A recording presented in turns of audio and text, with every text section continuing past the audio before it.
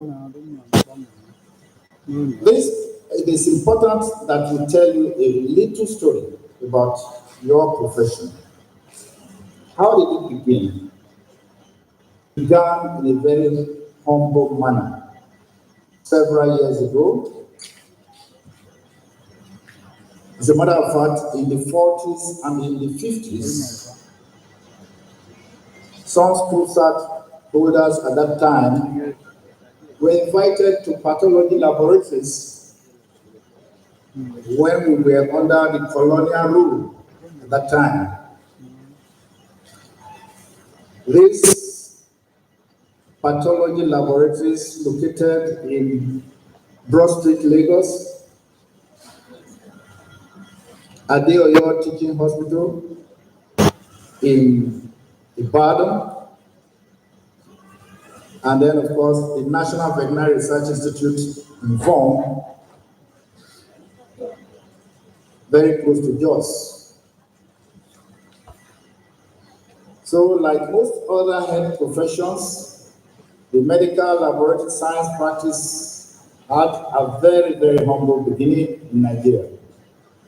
It commenced in the 40s, like I said earlier, as an offshoot of the Institute of Medical Laboratory Technology of the United Kingdom. The pioneer Nigerian technologies initially had no formal institutional training and were referred to as lab boys. Of course, most of them had school certificates and were brought to the lab to help to prepare some stains, and then of course do some microscopy at that time.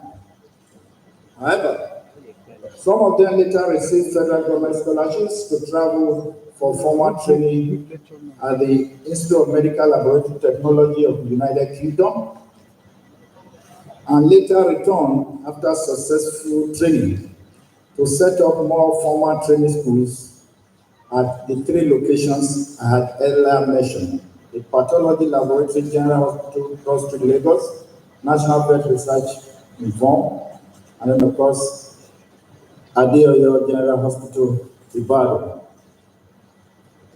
I think it was one Paul Idundun from the Lagos axis that first returned from UK to set up a training school in Lagos. But earlier, two or 3 years earlier, Pa Shonikon had returned from UK also to Vom, where he also established a training school. The third location at Adeoyo, it was a pathologist. In fact, he specialized, a medical doctor who specialized in chemical pathology, Professor Edozien, who is still alive, and now the Asaba of Saba, was the one who influenced the training of our colleagues in Ibadan. And we are glad to note that a lot of people who went through these three axes after the initial training in Nigeria were sent abroad to finish their program, and they all returned back to join forces with those on ground. And sooner or later, the federal government of Nigeria established more teaching hospitals across the nation, and these same teaching institutions were established in these teaching hospitals. But the pathway at that time was through diploma program. People had diploma certificates and practiced the profession. But As associations were established across the nation, and of course, as workers, they must associate and come together and think of how to further their laws in terms of welfare. Sooner or later, they started thinking that there was need, indeed urgent need, to change the profession from diploma to degree program. I think that some of us influenced that in particular, that agitation across the nation, maybe because of the advantage I had to take as the longest serving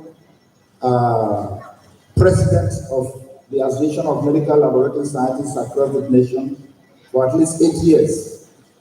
And we then ensured that schools that were training colleagues at the diploma level had to be converted, or we lobbied a number of universities to start running the degree program at that time. But when these nearby universities to the teaching hospitals were reluctant to establish the universities, I think that the council was smart enough at that time to take advantage of one of them who was a vice chancellor in a given university and was also already running the program. So there was a stopgap arrangement between the council and the Ambrose Ali University Ekoma in 1999 stroke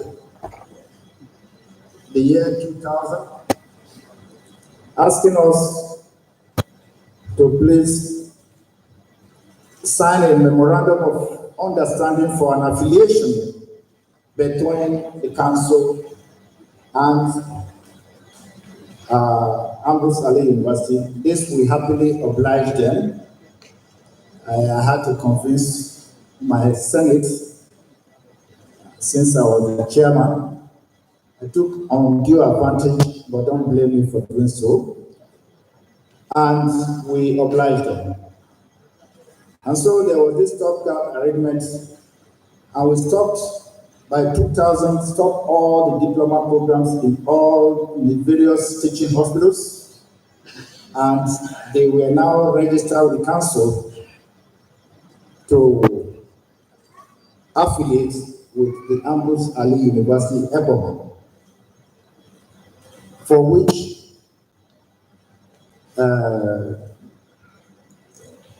cause or reason the NUC chastised the MVC, my humble self actually, that why should I do what I did? So I explained that I needed to do what I did because it was important to do so at that point in time.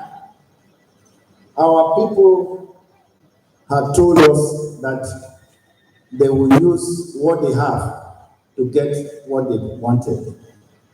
And so we did it lawfully or unlawfully, but we apologized.